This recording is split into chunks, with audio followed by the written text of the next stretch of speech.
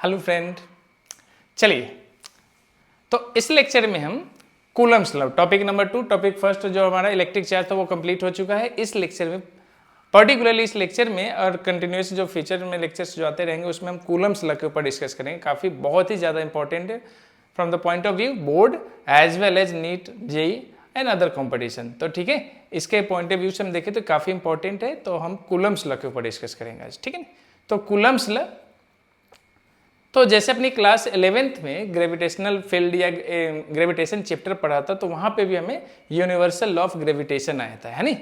तो वो universal law of gravitation से काफ़ी ज़्यादा ये मैच करता हुआ दिखाई देगा। लेकिन वहाँ पे क्या था कि मास की वजह से हुआ था। हमने मास एंड चार्ज में कंपेरिजन प्रीवियस लेक्चर्स में ऑलरेडी कर रखा है। तो मास की वजह से बना था और यहाँ चार्ज की वजह से बनने वाला है, ठीक है कि नहीं। तो बहुत सारे हम इसमें देखने के लिए, तो सबसे पहले हेडिंग लगा लेते हैं। टॉपिक 2 है हमारा आज, that is Coulomb's law. Coulomb's law के ऊपर and electrostatic force, electrostatic force, Coulomb's law and electrostatic force की बात है। Then 1785 a French physicist Charles coulomb, इन्होंने ही ये दिया था इन 1785, काफी पहले की बात है। क्या बताया उन्होंने, तो इन्होंने ऑब्जर्व करा कि अगर दो चार्ज है तो दो चार्ज को अगर किसी सेपरेशन या किसी डिस्टेंस पे रखा जाए तो उन दो चार्ज की वजह से एक फोर्स ऑफ रिपल्सन या फोर्स ऑफ अट्रैक्शन देखने को मिलता है। फोर्स चार्ज की वजह से क्या हो सकता है, रिपल्सिव भी हो सकता है एंड अट्रैक्टिव भी हो सकता है, दोनों में से कोई भी फोर्स हो सकता है। बट उस फोर्स के लिए जो कि दोनों चार्ज की वजह से मिलने वाला था या मिल रहा है, वो क्या होना चाहिए, charge must be in rest, दोनों चार्ज रेस्ट में हो। दोनों चार्ज रेस्ट में हो या एक चार्ज मोशन में तो भी होगा, लेकिन चार्जेस कहते हैं कि charges are in rest, must be in rest. Second कि जो चार्ज है वो पॉइंट चार्ज होना चाहिए। चार्ज कैसा होना चाहिए, पॉइंट चार्ज। कहने का मतलब है पॉइंट चार्ज डजंट मीन्स कि दोनों के साइज बहुत ही छोटे होने चाहिए, डॉट के बराबर हो जाए, ऐसा भी नहीं है। कहने का मतलब है पॉइंट साइज का है कि चार्ज का अगर रेडियस हम देख ले या उसका जो साइज देख ले वो उसके सेपरेशन या डिस्टेंस के मुकाबले काफ़ी छोटा हो। जैसे पॉइंट साइज के अगर हम प्रैक्टिकल एग्जाम्पल देखें तो जैसे हम स्टार्स को देखते हैं या सन को देखते हैं या स्टार्स को देखते हैं तो हमारे से काफ़ी दूर होने की वजह से इतना बल्कि इतना मैसिव ऑब्जेक्ट भी काफ़ी छोटा फील होता है, that is called point size, है नहीं। तो ये पॉइंट चार्ज भी होना चाहिए। तो कुल मिला के point charge is the condition for electrostatic force और Coulomb's law in which size of the charge और charge body must be very very smaller than the separation between both charges. दोनों चार्जेज के बीच का जो सेपरेशन है उसके मुकाबले उसका साइज जो है काफी छोटा होना चाहिए, ठीक है। ये है उसकी बात। तो शुरू कर लेते हैं। सबसे पहले स्टेटमेंट क्या है कूलम्स लॉ का, क्या बोला था उन्होंने। स्टेटमेंट की अगर हम बात करते हैं कूलम्स लॉ के, द इलेक्ट्रोस्टैटिक फोर्स, जो फोर्स होगा उसका नाम है इलेक्ट्रोस्टैटिक फोर्स। क्यों इलेक्ट्रोस्टैटिक है, क्योंकि हम जानते हैं कि चार्ज कहाँ पे रहना है, चार्ज कैसा रहना है, रेस्ट में रहना है। तो रेस्ट की वजह से कैसा मिलता है हमें, इलेक्ट्रोस्टैटिक। तो the electrostatic force of attraction और रिपल्सन, अट्रैक्शन और repulsion between due to point charges, due to two point charges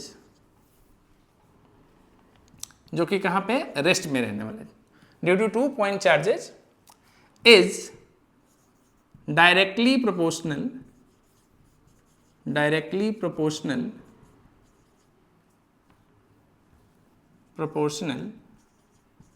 to the product of both charges। Charges कैसा है, रेस्ट में है या स्टेशनरी है, directly proportional to the product of both charges and inversely उल्टा proportional to the square of distance या separation, square of distance between them या both charges. दोनों चार्ज के बीच का जो डिस्टेंस है उसका इनवर्स में, स्क्वायर के साथ में। तो क्या देखा आपने the electrostatic force of attraction और repulsion due to 2 point charges which are in rest is directly proportional. Directly proportional किसका है बता दीजिए, directly proportional to the product of charges and inversely proportional to the square of distance between both charges. दोनों charge के बीच का जो separation है उस पर इनवर्सली डिपेंड करेगा, वो भी स्क्वायर टाइम्स, बट चार्जेस के साथ डायरेक्टली करेगा, वो भी प्रोडक्ट में। ठीक है, तो यहां से हम देखते हैं क्या है। लेट्स कि ये एक चार्ज बॉडी है जिसपे चार्ज हम मान लेते हैं कि Q1 है, दूसरा ये Q2 है। अब इतना सेपरेशन तो काफ़ी अच्छा खासा होना चाहिए, तभी तो हम ये दिखा पाएंगे। फर्स्ट है तो हम दिखा लेते हैं कि सेकेंड चार्ज है Q2 है। तो साइज के मुकाबले इसके बीच का सेपरेशन काफ़ी ज़्यादा है, तो हम इसको पॉइंट चार्ज मान सकते हैं, ये पॉइंट चार्ज है। और इन दोनों के बीच का जो सेपरेशन उसको हमने R से डिनोट कर लिया। तो अब देखिए क्या होगा। Let's this is the body number 1 and this is the body number 2। तो फर्स्ट जो चार्ज है मान लेते हैं कि पॉजिटिव चार्ज है, तो हम जानते हैं फंडामेंटल लॉ ऑफ इलेक्ट्रोस्टैटिक्स में क्या है कि like charges repel each other and unlike charges attract each other. तो दोनों के दोनों अगर पॉजिटिव है तो एक दूसरे पे क्या करेगा, रिपल्सिव फोर्स लगाएगा। वैसे ही ये रिपल्सिव एंड अट्रैक्टिव दोनों फोर्स हो सकता है, अट्रैक्शन भी हो सकता है या रिपल्सन भी हो सकता है नहीं। तो अगर एक प्लस का होता है और एक माइनस का, तब अट्रैक्शन अट्रैक्टिव फोर्स होता है। दोनों प्लस या दोनों माइनस का है तो रिपल्सिव फोर्स। वो सब आगे हम देखेंगे। फिलहाल क्या है, इधर देखिए फर्स्ट वाले फोर्स ने, फर्स्ट वाले चार्ज ने सेकेंड वाले पे जो फोर्स लगाया होगा वो कुछ इधर से होगा, फोर्स ऑन टू बाई और ड्यू टू फर्स्ट। ये हम ऐसे दिखाते हैं। इस पे अगर हम चेक करें तो इस वाले चार्ज पे भी ये वाला चार्ज क्या कर रहा होगा, फोर्स अप्लाई कर रहा होगा। तो किस पे है, फोर्स ऑन 1 ड्यू टू या बाई 2 है। तो ये 1 2, ये वेक्टर फॉर्म में हम चेक करेंगे। फिलहाल हम देख रहे हैं जो इनका स्टेटमेंट है उसका। तो दोनों पे जो लगने वाला फोर्स है मैग्नीट्यूड वाइज में क्या रहेगा, सेम रहेगा, एंड डायरेक्शन में सेम भी हो सकता है, डिफरेंट भी हो सकता है। फिलहाल क्या है, दोनों चार्ज है अपोजिट में, तो दोनों की वजह से जो फोर्स है वो अपोजिट नेचर में या अपोजिट डायरेक्शन में। चलिए, तो दोनों को मान लेते हैं कि F12 या F21 की जो वैल्यू है वो F है मैग्नीट्यूड के फॉर्म में। तो क्या बोला गया है, according to statement of Charles Coulomb क्या है कि इलेक्ट्रोस्टैटिक फोर्स, जिसको हमने F से दिखाया है, चाहे FE से भी दिखा सकते हैं, चलिए इसको FE से दिखा लेते हैं। Electrostatic force FE is directly proportional to product of both charges, product of both charges, दोनों चार्ज के प्रोडक्ट के बराबर होगा, प्रोपोर्शनल डायरेक्टली, एंड स्क्वायर है डिस्टेंस के साथ इनवर्सली प्रोपोर्शनल। ये है, ये दो इक्वेशन है। दोनों को अगर हम एक साथ चेक करें तो ये कुछ इस तरीके से हम देख सकते हैं, Q1 Q2 by R square, ये मिल गया। और जब भी कोई प्रोपोर्शनल है उसको हटाते हैं तो कांस्टेंट यूज करना पड़ता है, और यहाँ पे वो कांस्टेंट कहलाएगा इलेक्ट्रोस्टैटिक कांस्टेंट, जिसको हम K से रिप्रेजेंट करते हैं, Q1 Q2 by R square. और K की जो वैल्यू है वो होता है 1/4 पाई एप्सिलॉन नॉट ये, और इसका जो कैलकुलेशन है वैल्यू निकल के आएगा 9 × 10⁹ न्यूटन मीटर स्क्वायर पर कूलम स्क्वायर। ये K की वैल्यू है ना, ये K की वैल्यू है। तो जरा ध्यान से देखिए K क्या हो गया, 9 × 10⁹ या 1/4 पाई एप्सिलॉन। तो 4/9 एप्सिलॉन नॉट के टर्म में अगर हम देखें इलेक्ट्रोस्टैटिक फोर्स की वैल्यू या फॉर्मूला, तो ये कितना हो जाएगा, K की जगह पे 1/4 पाई एप्सिलॉन नॉट आ जाएगा। तो 4 पाई एप्सिलॉन नॉट नीचे आ गया, R स्क्वायर है, और ऊपर क्या हो गया Q1 × Q2। तो आप ऐसे भी देख सकते हैं, है ना। Electrostatic force is Q1 Q2 upon 4 pi epsilon not R square, या फिर K Q1 Q2 by R square. K की वैल्यू ये है। तो जो इलेक्ट्रोस्टैटिक फोर्स है वो मीडियम पे डिपेंड करता है। एप्सिलॉन नॉट क्या है, एप्सिलॉन नॉट यहाँ पे आप क्या है, K क्या है, तो इलेक्ट्रोस्टैटिक कांस्टेंट है। K इज इलेक्ट्रोस्टैटिक कांस्टेंट है। एप्सिलॉन नॉट क्या है, ये भी कांस्टेंट ही है एप्सिलॉन नॉट, लेकिन इसको हम क्या बोलते हैं, परमिटिविटी। आगे हम पढ़ेंगे डाइलेक्ट्रिक कांस्टेंट में, परमिटिविटी ऑफ फ्री स्पेस और वैक्यूम फ्री स्पेस, ये परमिटिविटी ऑफ फ्री स्पेस है। इसकी वैल्यू कितनी होती है, तो 8.85 × 10⁻⁻12, ठीक है, ऐसा यूनिट है। तो एप्सिलॉन नॉट हो गया। इलेक्ट्रोस्टैटिक फोर्स का ये दो फॉर्मूला हो गया, ठीक है कि नहीं। तो अब हम चलते हैं इलेक्ट्रोस्टैटिक फोर्स में आगे। अब यहां से कुछ रिजल्ट हम चेक कर सकते हैं, इरेज कर दो। चलिए क्या है कि जो पहले इसका हम वेक्टर फॉर्म चेक कर लेते हैं। इलेक्ट्रोस्टैटिक फोर्स है जैसा कि ग्रेविटेशनल फोर्स है या कोई भी अदर फोर्स हो, वो कैसी क्वांटिटी है, वेक्टर क्वांटिटी है, ये हम जानते हैं। सेकेंड थिंग, इसका यूनिट न्यूटन ही रहना है। ऐसा यूनिट न्यूटन, सी जैसी यूनिट डायन, ये सारी चीजें सेम ही रहेंगी, ये चेंज नहीं होने सर। अब अगर इसी को हम वेक्टर फॉर्म में चेक करना चाहिए कि वेक्टर फॉर्म में क्या होगा, तो वेक्टर फॉर्म, हाँ इससे पहले हम लिमिटेशन चेक कर लेते हैं। इसकी लिमिटेशन क्या क्या हो सकती है या कंडीशन क्या है। ऐसा नहीं कि हर जगह पे एप्लीकेबल है कूलम्ब्स लॉ, है ना। तो लिमिटेशन की अगर हम बात करें तो फर्स्ट या कंडीशन कूलम्ब्स लॉ लगाने के लिए, charges must be in rest, या जो चार्ज है वो स्टेशनरी होना चाहिए। Charges must be in rest. Rest में कहने का मतलब क्या है कि दो चार्ज है, मान लेते हैं ये चार्ज है Q1 और ये है Q2, दो चार्ज है। तो Q1 मान लेते हैं इसकी वेलोसिटी 0 और इसकी भी वेलोसिटी 0, ये भी पॉसिबल। या इसकी वेलोसिटी नॉन जीरो, मतलब ये रेस्ट में ना हो और ये रेस्ट में हो तो भी चलेगा, या ये रेस्ट में हो और ये रेस्ट में ना हो तो भी चलेगा। कहने का मतलब है कोई एक रेस्ट में होना चाहिए, तो भी वो हम रेस्ट में ही एज्यूम करेंगे, ठीक है ना।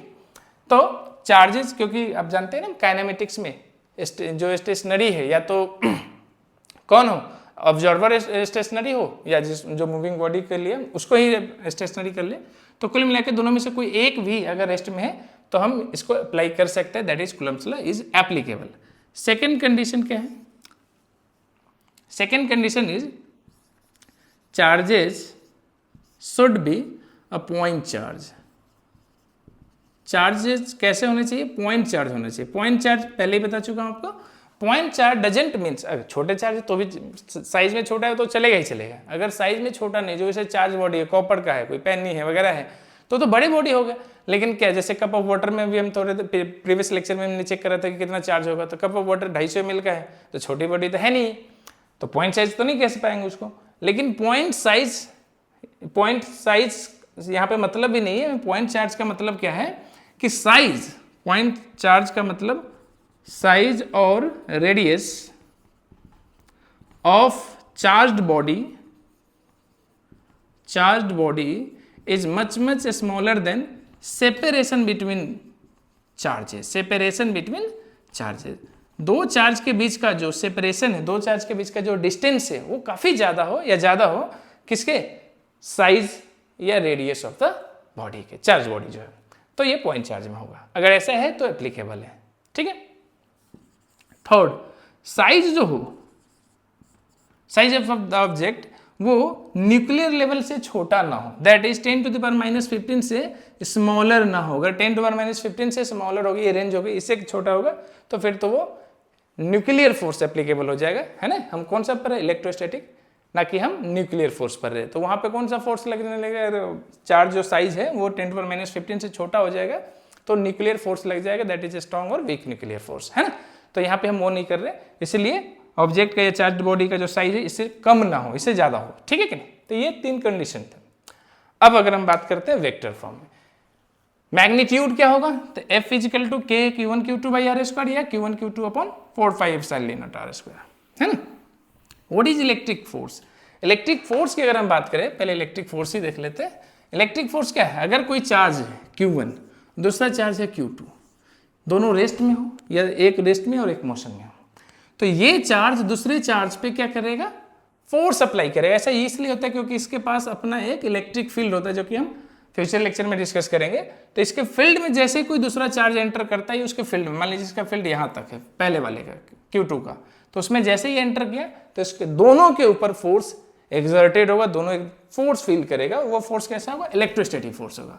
इलेक्ट्रोस्टैटिक फोर्स की बहुत सारी क्वालिटीज है, बहुत सारी प्रॉपर्टीज है, जो हम आगे डिस्कस करेंगे। अभी हम इसका वेक्टर फॉर्म चेक कर लेते हैं, जो कि बोर्ड के पॉइंट ऑफ व्यू से काफी इंपॉर्टेंट है, वेरी वेरी इंपॉर्टेंट है। जैसे पिछला जो है, इससे ज्यादा इंपॉर्टेंट क्या है, जो हम पढ़ने वाले क्या, vectors form of Coulomb's law. Coulomb's law का वेक्टर फॉर्म क्या है, चलिए वेक्टर फॉर्म के लिए देख लेते हैं। वहीं फिर से वहीं से पूरे सिनेरियो ले लेते हैं। मान लेते हैं ये Q1 चार्ज, इससे कुछ डिस्टेंस, अब मान के चलते हैं कि साइज में वो काफ़ी छोटा है, ये मैं दिखा रहा हूँ आपको डॉट बड़ा, लेकिन ये छोटा साइज है, डिस्टेंस ज़्यादा उसके बड़ा है। दिस इज Q2 चार्ज, ये भी प्लस का हमने मान लिया। ये फर्स्ट हो गया, ये सेकेंड हो गया। अब देखिए जरा ध्यान से, दोनों के बीच का सेपरेशन क्या है, R है। अब क्या है, वेक्टर फॉर्म में चेक करना है। तो फर्स्ट जो चार्ज है प्लस ने, प्लस को क्या करेगा, रिपेल करेगा। रिपेल करने की वजह से इस पर मान लेते हैं फोर्स इधर की तरफ लगा, force on two, sorry force, हाँ, टू ड्यू टू वन की वजह से। हमेशा पहले किसको लिखते हैं, जिस पे फोर्स लगा है, और बाद में किसको लगे, जिसने फोर्स लगाया है, ऐसे।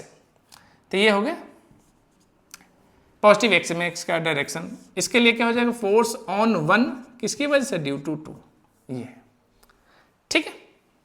अच्छा अब जरा यूनिट वेक्टर यूनिट अगर वेक्टर फॉर्म में इस डिस्टेंस को देखें, इसके डायरेक्शन में, इधर से इधर की तरफ, ये वाला है, तो ये डिस्टेंस मैग्नीट्यूड में आर ही है, लेकिन अगर इसको हम पोजीशन वेक्टर के हिसाब से लिखें तो final position minus initial position, that is R2 minus का R1 वेक्टर फॉर्म में। उसी तरीके से अगर हम इधर की तरफ करें, इसके लिए क्यों कर रहे हैं आगे अभी थोड़ी देर में आपको पता चल जाएगा। तो ये कितना हो जाएगा, R1 माइनस का R2। ठीक है, R1 minus R2 and R2 minus R1। याद रहिए R ही है मैग्नीट्यूड वाइज में, R1 माइनस R2 या R2 माइनस R1, दोनों का डिस्टेंस आप देख ही पा रहे हैं, सेम ही है, बट वेक्टर फॉर्म में। फर्स्ट में क्या है, ये वाला क्या देख रहे हैं, R2 माइनस R1, मतलब 2 इज फाइनल, 1 इज इनिशियल, 1 से 2 की तरफ जा रहा है, इसमें 2 से 1 की तरफ आ रहा है। तो अब आते हैं पहले फोर्स, दैट इज F12। इसके लिए देख लेते हैं क्या होगा फॉर्मूला। तो पहले के ही टर्म में लिख लेते हैं, आखिरी में हम चाहे तो एप्सिलॉन नॉट के टर्म में भी देख लेंगे। तो के charges are Q1 Q2 upon R square, लेकिन ये तो मैग्नीट्यूड है, हमें तो क्या चाहिए था, वेक्टर फॉर्म। वेक्टर फॉर्म में तो मैग्नीट्यूड के साथ साथ डायरेक्शन भी चाहिए होगा, तो डायरेक्शन तो है नहीं, तो डायरेक्शन के लिए क्या करने वाले, यूनिट वेक्टर लगा दीजिए। यूनिट वेक्टर है ना, 11th में आपने पढ़ा हुआ, यूनिट वेक्टर क्या है, जो कि मैग्नीट्यूड उसका 1 होता है और साथ में वो क्या दे देता है, बता दीजिए, डायरेक्शन। तो क्या करेंगे, वेक्टर, अब 1-2 वाला, 1-2 के डायरेक्शन में कौन सा है, 1-2 के लिए ये वाला है ना, तो vector that is R1 minus का R2, ये जो 1-2 के डायरेक्शन में, ये तो एरो लगा रखा है, ये वाला देखिए, यही तो फोर्स। ठीक है, तो R1 माइनस का R2 upon magnitude of R1 minus का R2, ये हो गया। This is vector upon magnitude of vector is unit vector, है ना। ये क्या है, यूनिट वेक्टर। इसको आप चाहे तो कैसे दिखा सकते हैं, R कैप से। यूनिट वेक्टर हमने ऐसे ही दिखाया, तो ऐसे नहीं, क्योंकि दोनों में कंफ्यूजन हो जाएगा, तो आप ऐसे इसको लिखे, R1 माइनस का R2 upon R1 minus R2 का मैग्नीट्यूड। ठीक है, अब चलिए इसको और कैसे लिख सकते हैं, यहीं पे देख लेते हैं, के Q1 Q2 अपॉन, ये R भी तो वही है, देख लीजिए जरा ध्यान से, ये R भी तो वही है, तो क्या हम लिख सकते हैं, R1 माइनस R2 जो वेक्टर है उसका square into R1 minus R2 in the form of vector upon R1 minus R2 फिर से। तो अगर आप इसको ध्यान से देखें तो ये स्क्वायर है और इधर सिंगल है, तो क्या क्यूब में हो जाएगा। तो यहाँ से आप क्या देख सकते हैं, इधर मैं लिख दे रहा हूँ, F12 कितना हो जाएगा, वेक्टर फॉर्म में, स्केलर फॉर्म में तो कोई टेंशन ही नहीं था, के Q1 Q2 upon R1 minus R2 का क्यूब हो जाएगा into R1 minus R2 vector form में। ये बन गया आपका फॉर्मूला। अगर आप इसको एप्सिलॉन नॉट पे करना चाहते हैं तो के की जगह पे नीचे यहाँ पे लगा दीजिए 4 पाई एप्सिलॉन नॉट, बस हो जाएगा उसमें जाने। उसी तरीके से F12 अगर हमारे को निकालना है, आप चाहे तो इसकी जगह पे R क्यूब लिख दे, इसको एज ए टी छोड़ दे, इसको नहीं चेंज कर सकते कुछ, क्योंकि ये तो डायरेक्शन देने के लिए तो लगाया ही हमने, है नहीं। यहाँ पे आप चाहे तो R क्यूब भी लिख सकते हैं इसकी जगह पे R क्यूब। ठीक है, अब F12 की बात, F12 तो सॉरी कर ही लिया, F21 की बात कर लेते हैं। F21 सेम टू सेम रहेगा, डायरेक्ट लिखते हैं। देखिए क्या चेंज होने वाला है, के Q1 Q2 रहेगा अपॉन R स्क्वायर, चलिए लिख ही लेते हैं R स्क्वायर। इसके लिए भी क्या चाहिए हमारे को, यूनिट वेक्टर, ताकि डायरेक्शन दे, डायरेक्शन चाहिए ना। तो इसके लिए जो यूनिट वेक्टर होने वाला होगा वो क्या होगा, इधर देखते हैं, यूनिट वेक्टर इसके लिए क्या होगा। अब जरा ध्यान से देखिए, कौन सा फोर्स है, F21 के लिए कौन सा आ जाएगा, ये जो उसके डायरेक्शन में जा रहा है, तो वो कौन सा होगा, R2 माइनस R1, तो ऊपर या नीचे कर देंगे ताकि वो यूनिट वेक्टर में आ जाए।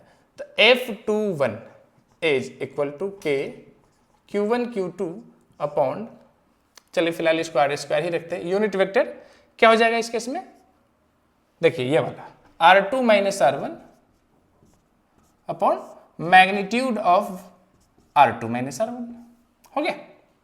फिर उसी तरीके से इस R की जगह पे हम क्या लिख सकते हैं, R2 माइनस R1, तो क्या हो जाएगा K Q1 Q2 upon R2 minus R1 का square into R2 minus R1 upon R2 minus R1। ये मैग्नीट्यूड फॉर्म में, ये मॉडुलस का मतलब क्या है, मैग्नीट्यूड के फॉर्म में। तो क्या मिल गया हमारे को, K Q1 Q2 upon R2 minus R1 का whole cube into R2 minus R1 vector form में। तो हमें यहां से F21 भी मिल गया। दोनों को अगर हम ध्यान से देखेंगे तो जरा ध्यान से देखिए, दोनों का मैग्नीट्यूड सेम रहेगा। क्यों, जरा ध्यान से देखिए।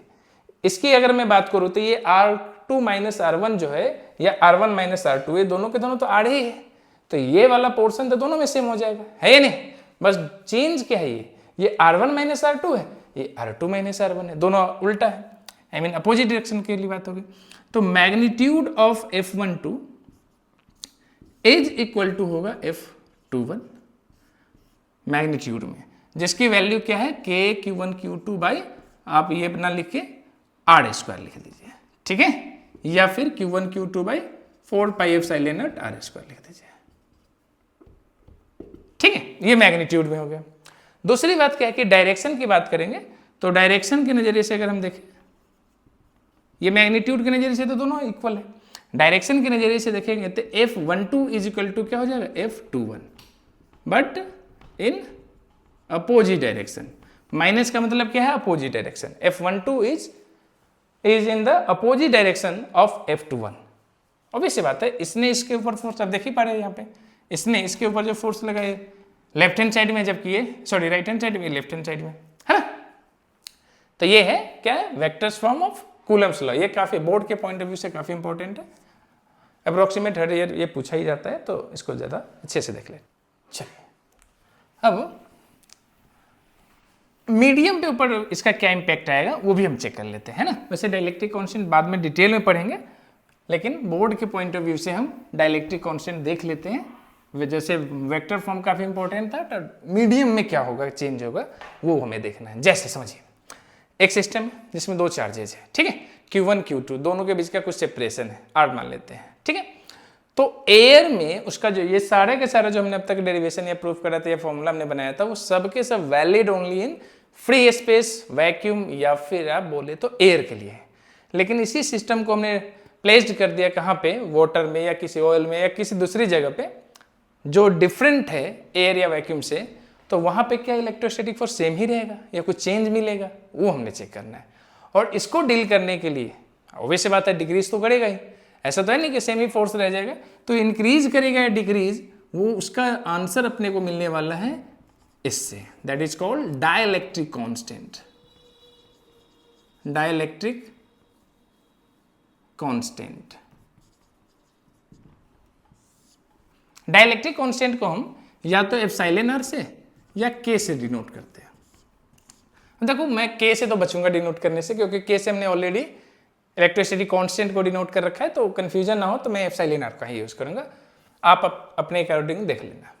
डाइलेक्ट्रिक कांस्टेंट क्या है, it is the property of medium, ये प्रॉपर्टी ऑफ मीडियम है, ठीक है नहीं, it is the property of medium which determine the electric field in the given medium, ठीक है ना। तो डाइलेक्ट्रिक कांस्टेंट क्या है, इट इज द, लिख लेते चलो, it is the property of the medium, property of the medium which is used to determine electric field और इलेक्ट्रिक फोर्स, दोनों में से किसी की बात करते हैं, which is use to determine, यहाँ पे हम इलेक्ट्रिक फोर्स ही लिख दे रहे हैं, इलेक्ट्रोस्टैटिक फोर्स, याद रहे इलेक्ट्रिक फील्ड के लिए भी ये रहेगा, electrostatic force in the given medium या मीडियम। एक प्रॉपर्टी है जिसका यूज हम किस में करते हैं, इलेक्ट्रोस्टैटिक फोर्स फाइंड करने में, कहाँ, तो मीडियम में। अगर मीडियम है, एयर मतलब कोई मीडियम ही नहीं, या वैक्यूम है या फ्री स्पेस है, तो उस केस में तो इसकी जरूरत ही नहीं है। कहने का मतलब क्या है कि एप्सिलॉन आर फॉर एयर या वैक्यूम या मीडियम, ये क्या होता है, 1 होता है। तो 1 से मल्टीप्लाई करे या 1 से डिवाइड करे, डजेंट मैटर, तो इसके लिए आया ही नहीं। लेकिन दूसरा कोई मीडियम है तो उसके लिए इंपॉर्टेंट है, और कैसे ये होता है उसको हम देखते हैं। तो चलिए देखते हैं। तो ये है क्या, इट इज द प्रॉपर्टी। उसके अलावा हम इसको कैसे डिफाइन कर सकते हैं, it is the ratio of force in vacuum, electrostatic force in vacuum and force in the medium. Force in vacuum and force in medium का जो रेशियो आएगा, जो भी वो बनेगा, जो कांस्टेंट बचेगा, उसी को हम बोलते हैं डाई इलेक्ट्रिक कांस्टेंट। ठीक है। इन द अदर टर्म इसको हम ऐसे भी डिफाइन कर सकते हैं, it is the ratio of permittivity in the medium या permittivity of the medium and permittivity of the free space. दोनों तरीके से हम कर सकते हैं। तो इसको दो तरीके से आप डिफाइन कर लीजिए। एक क्या है, it is the ratio of force, electrostatic force in vacuum and force in medium. दूसरा तरीका क्या है, it is the ratio of epsilon and epsilon not, that is permittivity in medium and permittivity in vacuum. ये क्या है, permittivity in medium and permittivity of medium भी लिख सकते हैं, of medium, permittivity of air और वैक्यूम। ठीक है। तो ये इन दोनों का रेशियो या इन दोनों का रेशियो, दोनों में से आप जो सही लगे। देखते हैं कैसे, दोनों सही भी है नहीं, चेक कर लेते हैं। जरा ध्यान से देखिए। फिलहाल वैक्यूम या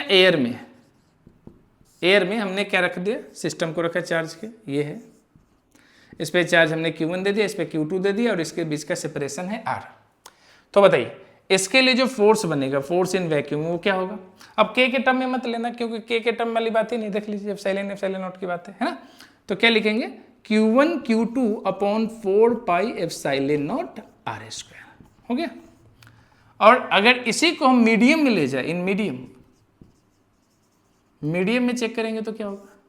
मान लीजिए वाटर वगैरह या कोई भी चीज़ है, वाटर है या कोई ऑलिव ऑयल या कोई भी तेल वगैरह सब है, इसमें अगर हम देखें दोनों सिस्टम के बीच का सेपरेशन ना चेंज हो, याद रहे सेपरेशन पहले जितना ही रहे, और चार्ज की वैल्यू सेम रहे, उसको ही चेंज कर देंगे तो फिर तो अलग हो जाएगा ना।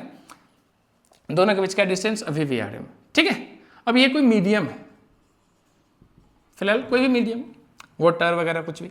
तो इस केस में अगर मैं बात करूं, बताइए, तो force in medium, force means electrostatic force की बात कर रहा हूं, तो क्या लिखेंगे, Q1 Q2 by 4 pi epsilon लिखते हैं, है ना। परमिटिविटी ऑफ मीडियम एप्सिलॉन से डिनोट करते हैं। परमिटिविटी ऑफ फ्री स्पेस के लिए या एयर के लिए किसे दिखा रहते हैं, एप्सिलॉन नॉट से। तो यहाँ पे एप्सिलॉन हो जाएगा और R स्क्वायर तो है।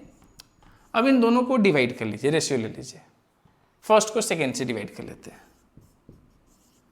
तो फर्स्ट में क्या है, FV, सेकेंड में हो गया FM। इधर देखेंगे जरा ध्यान से, चलिए लिख ही लेते हैं। Q1 Q2 by 4 pi epsilon not R square. इसको जरा रेसिप्रोकल करके लिख लेते हैं, तो क्या हो जाएगा, 4 pi epsilon R square upon Q1 Q2 हो गया। देख लीजिए, है ना। अब यहाँ से देखें तो जो चीज़ें कैंसिल हो सकते हैं उसको कैंसिल कर देते हैं, 4 पाई R स्क्वायर ये भी कैंसिल हो गया। तो FV upon FM is equal to epsilon upon epsilon naught, और इसी के रेशियो को हम क्या बोलते हैं, एप्सिलॉन R, है ना। तो epsilon R is nothing, epsilon R is the ratio of force in vacuum and force in medium, और it is the property which is the ratio of permittivity of medium and permittivity of free space और air। आप permittivity of air बोले, free space बोले या vacuum बोले, एक ही चीज है। अब देख लीजिए इसकी वैल्यूज की अगर मैं बात करूं तो फॉर एयर के लिए तो जैसे हम जानते हैं, एयर की अगर हम बात जानते हैं तो एप्सिलॉन R की वैल्यू कितनी हो गई, 1 हो गई। वाटर के लिए अगर मैं बात करूं, वाटर के लिए, वाटर, ये दो चीज के लिए आपको याद रखना है, वाटर के लिए एप्सिलॉन R की वैल्यू कितनी होती है, 80 होती है ना। तो कहने का मतलब अगर कोई यही सिस्टम है, वाटर में प्लेस कर दिया जाएगा, एयर के मुकाबले कहाँ पे, एयर में था पहले या वैक्यूम में था, इसको हमने कहाँ पे प्लेस कर दिया, वाटर में, तो जो भी फोर्स पहले एयर में था उससे ये 80 टाइम्स कम हो जाएगा। समझ पा रहे हैं? 80 टाइम्स कम हो जाएगा। क्यों? क्योंकि अब रखेंगे Fm निकालना है, तो अगर मेरे को यहाँ से Fm की वैल्यू चाहिए, फोर्स इन मीडियम, तो मैं क्या लिखूंगा? Force in medium is equal to क्या हो जाएगा, देख लीजिए, Fr यहाँ पे एप्सिलॉन r डिवाइड में आ जाएगा कि नहीं, एप्सिलॉन r। तो जो भी फोर्स इन वैक्यूम में था उसको हम एप्सिलॉन r से डिवाइड करेंगे। In the case of water epsilon r is 80 होने की वजह से क्या है, वो 80 टाइम्स कम हो जाएगा डिवाइड में, है ना। तो ये थी एप्सिलॉन r या फिर परमिटिविटी ऑफ द या डाइलेक्ट्रिक कांस्टेंट, इनकी कहानी। ठीक है, इस पे हम बहुत सारे न्यूमेरिकल करेंगे नेक्स्ट क्लास में। फिलहाल आज के लिए हम इतना ही रखते हैं। ठीक है, आई होप आपको कूलम्ब्स लॉ का इंट्रोडक्शन या इंट्रोडक्टिव वीडियो आपको अच्छे से समझ में आया। काफी इंटरेस्टिंग है, बोर्ड के पॉइंट ऑफ व्यू से काफी इंपॉर्टेंट है। चलिए इतना ही, थैंक यू सो मच।